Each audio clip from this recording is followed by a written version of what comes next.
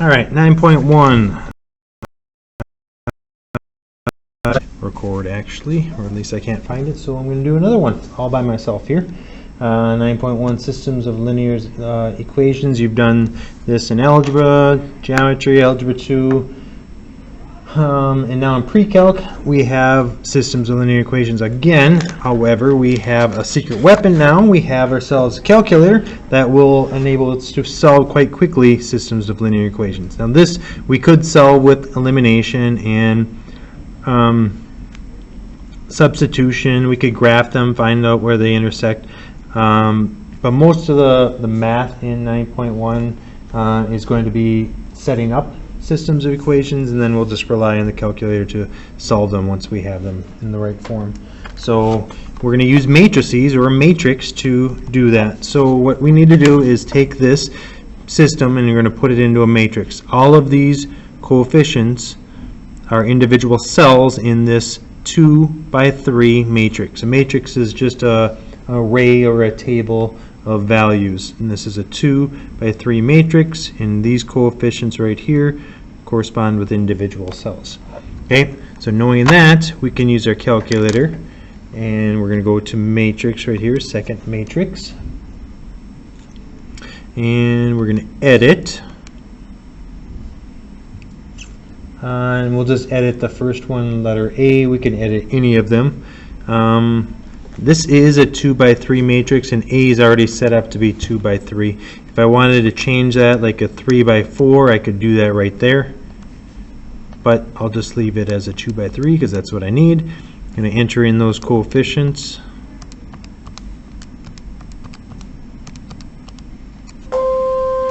And now I'm going to quit.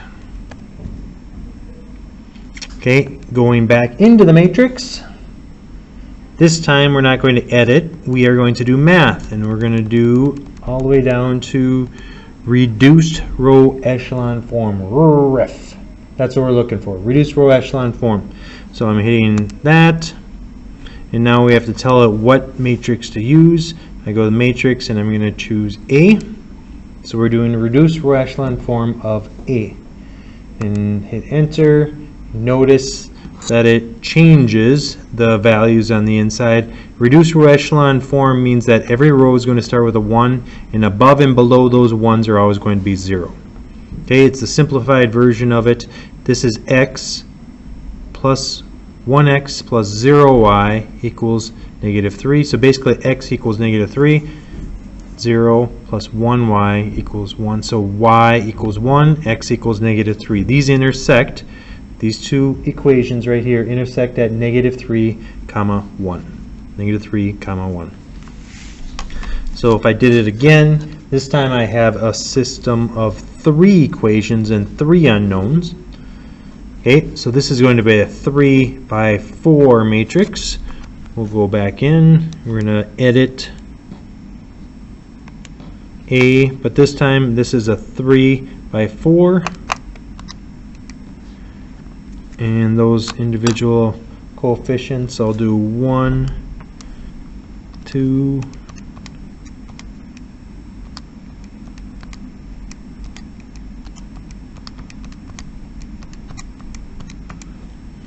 entered all those in, and matrix, math, reduced row echelon form of, again, matrix A.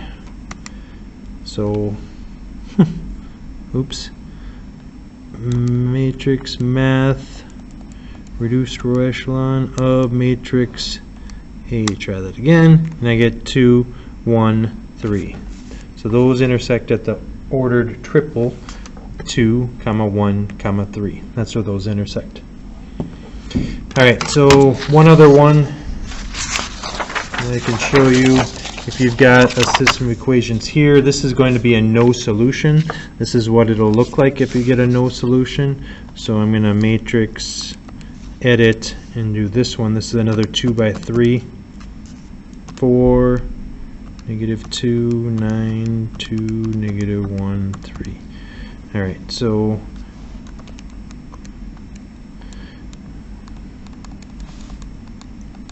reduce row echelon of that one, and I get, notice that this whole row, well, it becomes 0x plus 0y. So basically 0 equals 1. Well, we know 0 is not equal to 1.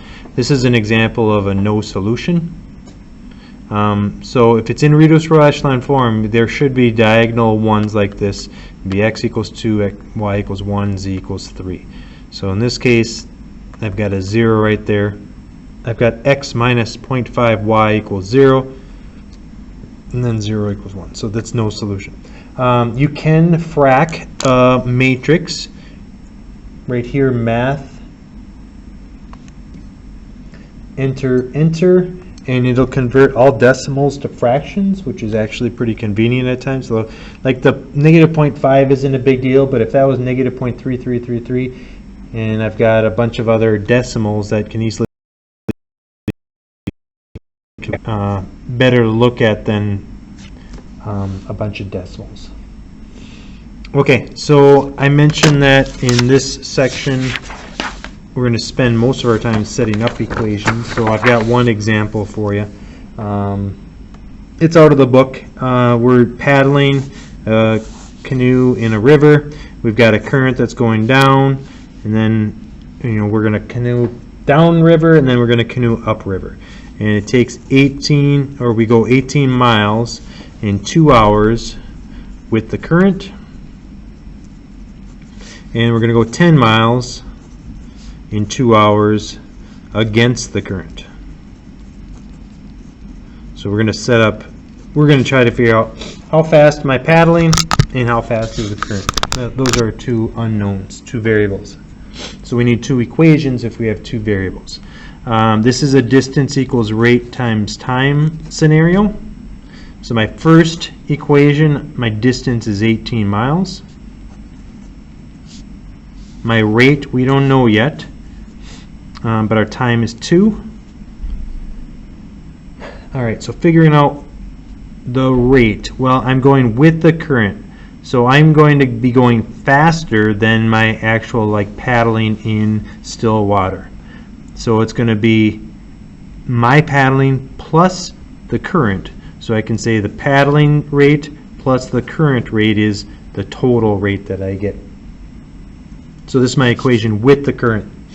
Against the current, I know my distance is 10.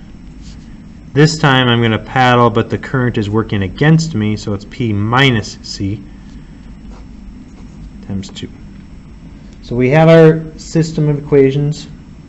We can't put these into a matrix yet because you had to put it in standard form. So I'm going to distribute. So I get 2P plus 2C equals 18. And I get 2P minus 2C equals 10. I almost distributed the 10, but 2 just goes. Put this in our matrix and let the calculator do the work.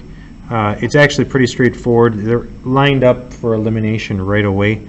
So if I wanted to do it by hand, the C's will be eliminated if I add. So I get 4P equals 28, so P equals 7. And then you could plug P. See, these had to be 4P, 0C, 28. Plug C or 7 in for P, so 2 times P is 14, plus 2C equals 18. So 2C equals 4, so C equals 2. And we could check. 2 times 7 is 14, minus 4 is 10. 2 times 7 is 14, plus 4. 14 plus 4 is 18. So we have a current speed of 2 miles an hour and a paddling speed of 7 miles an hour. And again, we could have done that on our matrix or with the matrix. 2 by 3, I'd go 2, 2, 18, 2, negative 2, 10.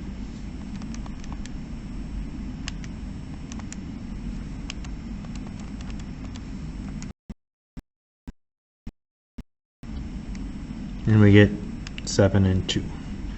So make sure you know this P right here corresponds with the first one, 7, and C for the 2.